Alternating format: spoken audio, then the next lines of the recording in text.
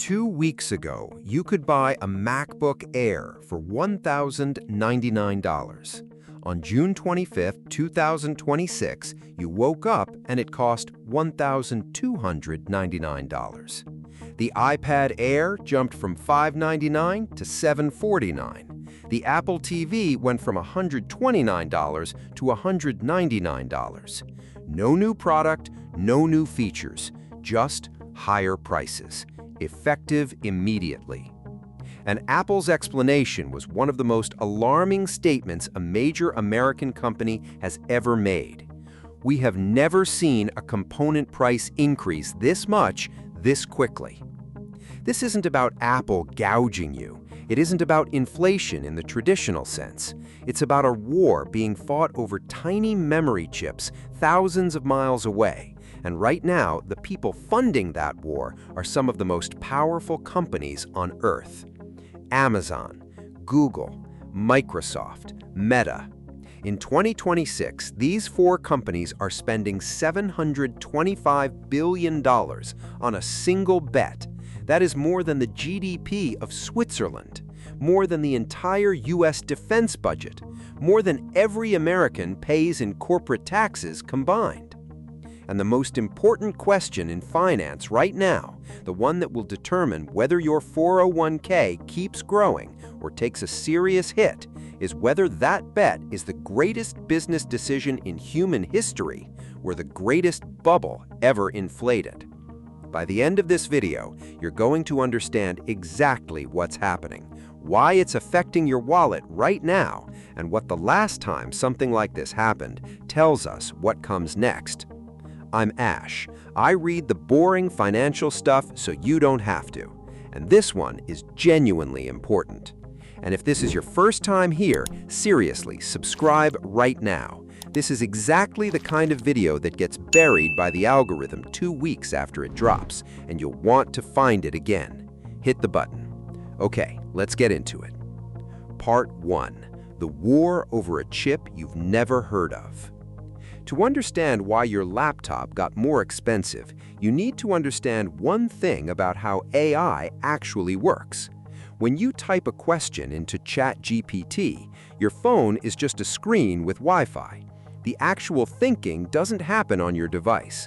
It happens in a giant windowless industrial warehouse filled with metal racks and thousands of chips. Each one of those buildings holds $3 to $4 billion worth of hardware. And building one from scratch costs between $10 and $25 billion. The chip at the center of all of this is called HBM, High Bandwidth Memory. It's a specialized type of memory chip that AI systems need to process massive amounts of data at lightning speed. One single NVIDIA Blackwell chip, the kind filling those data centers, needs 192 gigabytes of HBM. That's roughly 6 times the RAM inside a powerful gaming PC. Now here's the problem. HBM and the regular memory chips that go into your MacBook and iPad are made on the same manufacturing lines, same factories, same equipment.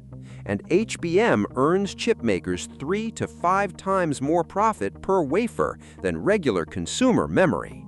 So Samsung, SK Hynix, and Micron made a very rational business decision. They redirected their factories toward AI chips because that's where the money is, which means less regular memory flowing to consumer electronics manufacturers, which means Apple, Dell, HP, and every other device maker competing for whatever's left, which means prices spike. Memory and storage prices quadrupled in the past 3 quarters, according to Counterpoint Research. DRAM prices surged up to 98% in just Q1 of 2026. Your laptop didn't get more expensive because Apple got greedy.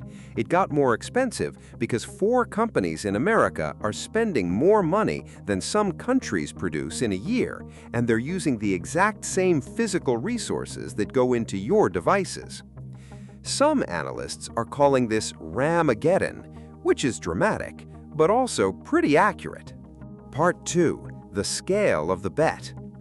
Now let's zoom out to understand the actual size of what we're talking about, because the numbers are so large they stop feeling real, and I want to make them feel real. In 2020, before ChatGPT existed, before anyone outside a research lab was talking about generative AI, Amazon, Google, Microsoft, and Meta spent a combined $90 billion on infrastructure. That was already an enormous amount. That was the baseline. By 2023, that number had climbed to $147 billion. By 2025, $410 billion. In 2026, the four hyperscalers are spending $725 billion. That is an 8-times increase in 6 years. To put that in perspective, Amazon alone is spending $200 billion this year. Google is spending between $175 and $185 billion. Microsoft is at $190 billion, and Meta is at $125 to $145 billion. These companies are spending 92% of their operating cash flow on this. If Amazon earns $100, it's spending 92 of those dollars building AI infrastructure. That is not a diversified business strategy. That is an all-in bet, the biggest corporate bet in the history of capitalism.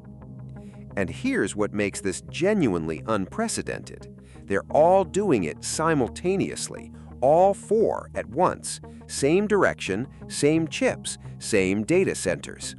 When four companies make the exact same trillion-dollar bet at the exact same time, they also share the exact same downside if it's wrong. Part 3. The $600 billion question. So here's where a company called Sequoia Capital, one of the most respected venture firms in Silicon Valley, sat down and did what nobody in the hype cycle wanted to do: the math. If you're going to spend $725 billion this year, and you expect at least a 10% return on that investment, which is the bare minimum any serious investor demands, how much money does AI need to generate every year just to justify the spending? The answer is $650 billion per year. Now let's look at what AI is actually generating right now. AIO, the most famous AI company in the world, makes approximately $25 billion a year and loses $14 billion a year doing it. Anthropic is targeting $47 billion. Google's Gemini brings in roughly $25 billion. Add up every major AI model company in existence, combined industry revenue from AI models approximately $75 billion. $725 billion spent, $75 billion coming in.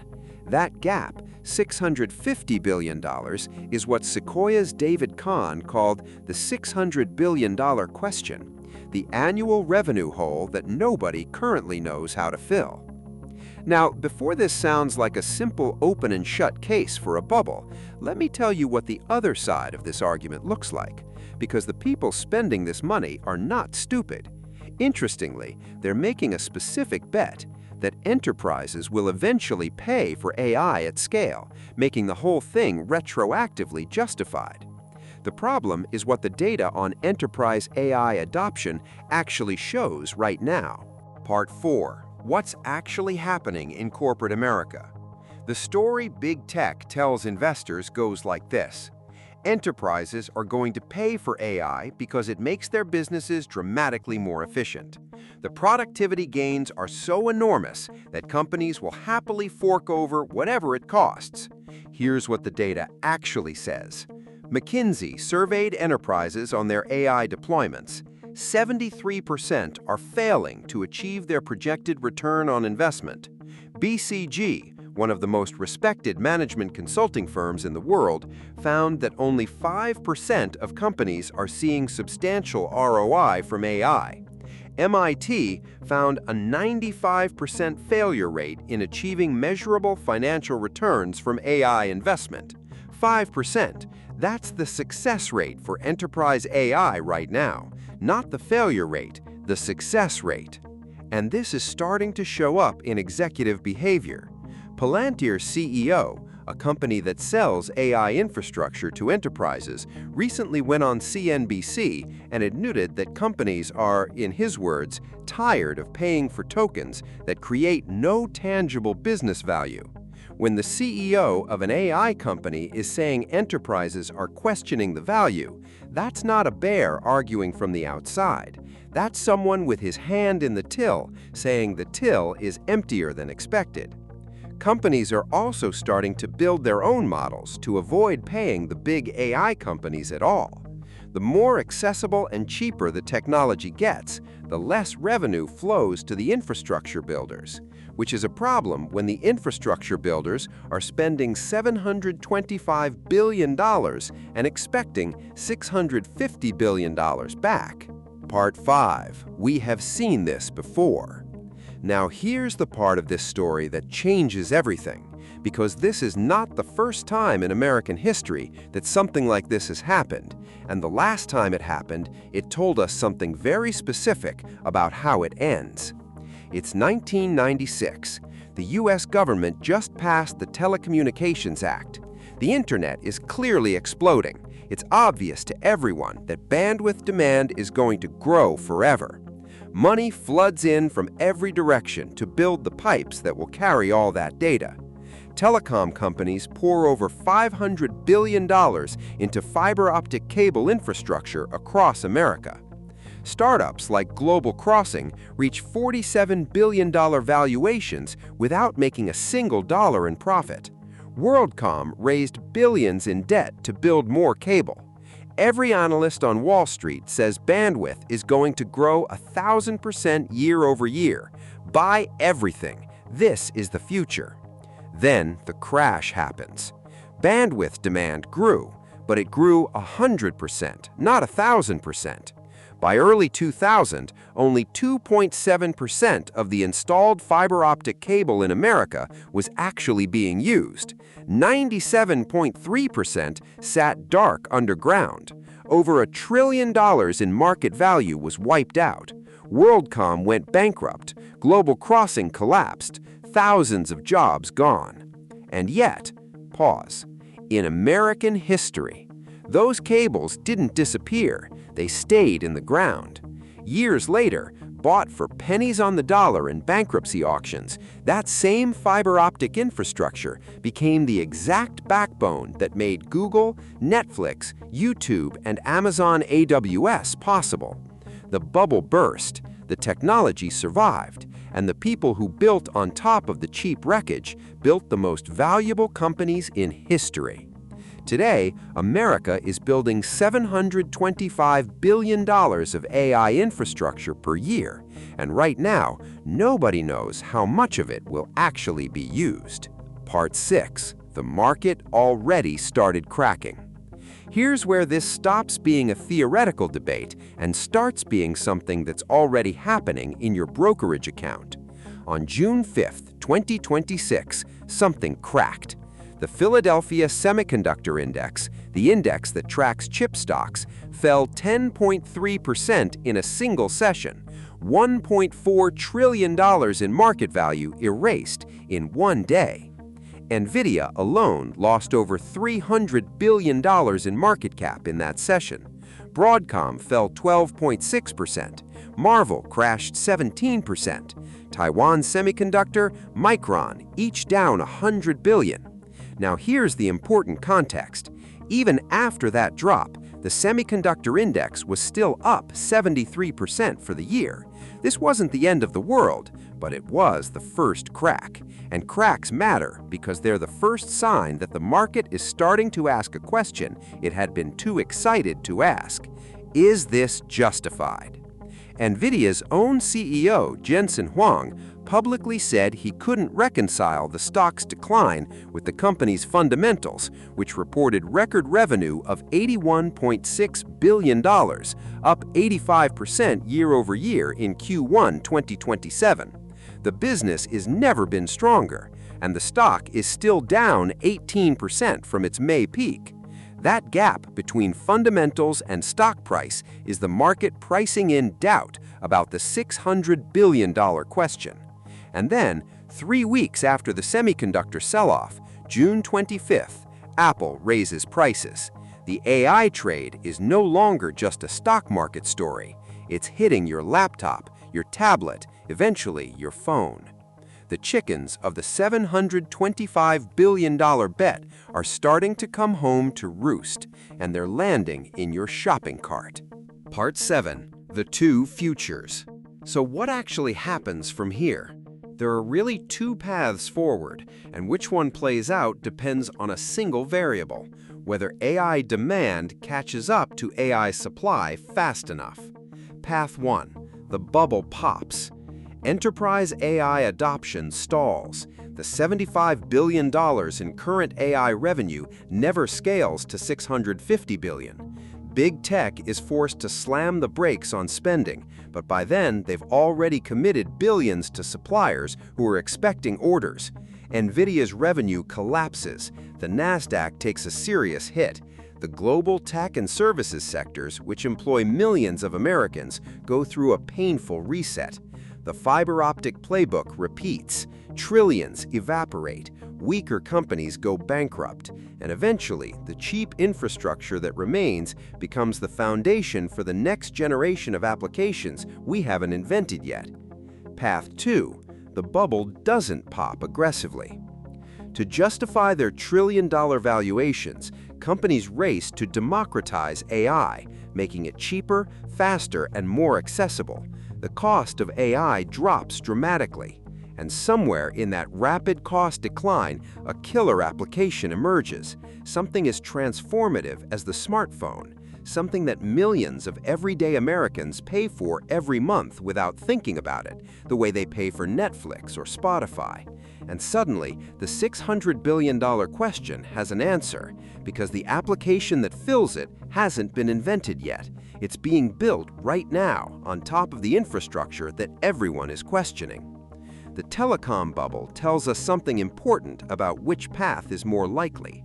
The technology was real. The internet did change everything. The cables did eventually get used. But the bubble still burst because demand couldn't catch up to overcapacity fast enough for the stock prices to make sense in the moment.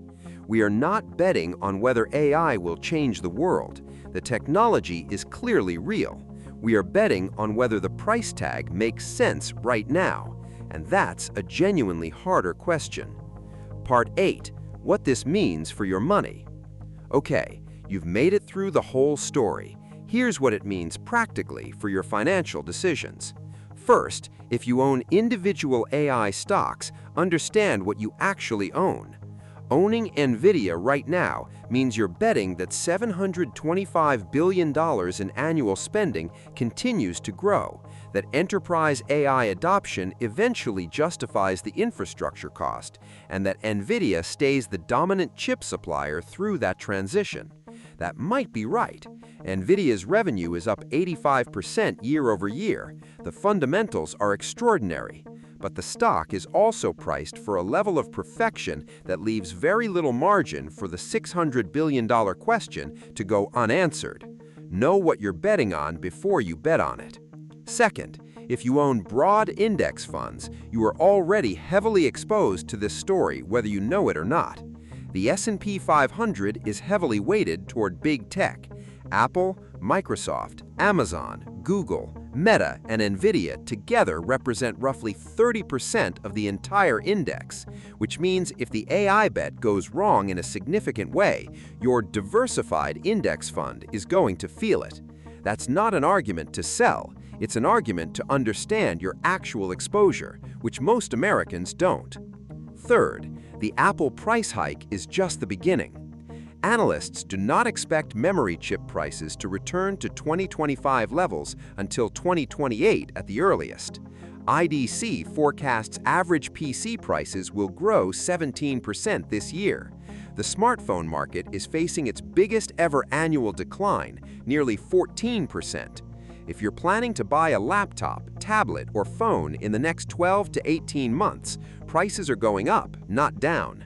Factor that into your budget now rather than being surprised later. And fourth, watch this story. The resolution of the $600 billion question is going to be one of the most consequential financial events of the next 5 years. If the answer is yes, AI generates enough revenue to justify the spending, the companies making this bet become the most valuable in human history. If the answer is no, and the bubble pops, it is going to affect every American with a 401k, a stock portfolio, or a job in the technology sector. This is not a niche story for finance nerds. This is the story of the economy right now. Here's where we land. On June 25th, your laptop got more expensive, your tablet got more expensive, your Apple TV got more expensive. And the reason is a $725 billion bet being made by 4 of the most powerful companies on Earth on technology that's already real, already transformative, and already generating extraordinary revenue, just not $650 billion worth of it. The technology is not the question. The question is the price tag. It happened with fiber optic cables in 1999. The cables were real. The internet was real. The bubble was also real, and the people who understood the difference between the technology matters and the current valuation makes sense came out on the other side of it with the most important investment opportunities of their generation. We are at that moment again, right now, in 2026. Whether this is the greatest bet in human history or the greatest bubble ever inflated, the answer is going to matter to your wallet regardless of whether you're paying attention. Now you're paying attention. I'm Ash, and I'll see you in the next one.